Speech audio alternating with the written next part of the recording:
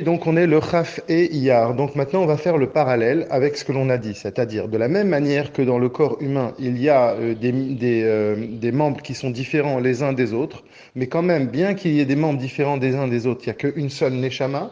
On n'arrive pas à une situation où la Neshama elle est morcelée, où on pourrait dire qu'il y a une Neshama des yeux, une Neshama des mains. Pas du tout, c'est une seule Neshama. Seulement la Neshama elle va être ressentie à chacun des membres par rapport justement à sa capacité de le ressentir.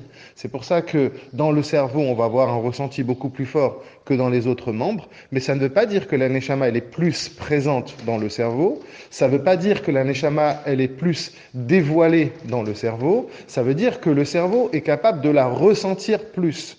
Mais la neshama en elle-même, elle est partout de la même manière et elle fait vivre tout le corps avec toutes ses différences, avec tous ses aspects. La neshama, elle est unique.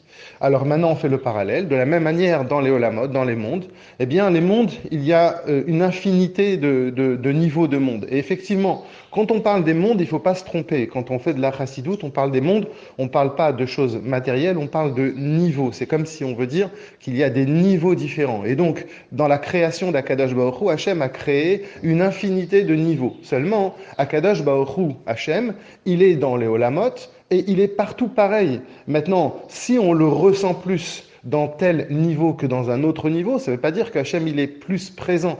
Hachem il est partout pareil, un peu comme avec la Neshama.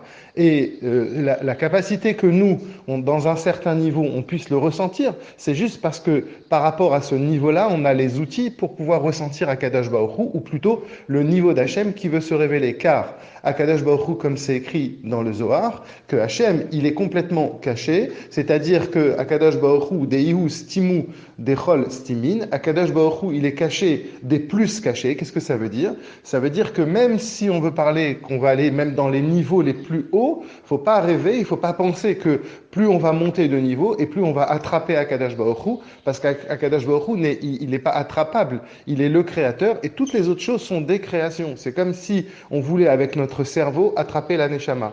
Et donc c'est ça l'idée, c'est qu'Akadosh Baruch Hu, il est présent partout de la même manière, sauf qu'à à certains niveaux, on peut plus le ressentir qu'à d'autres.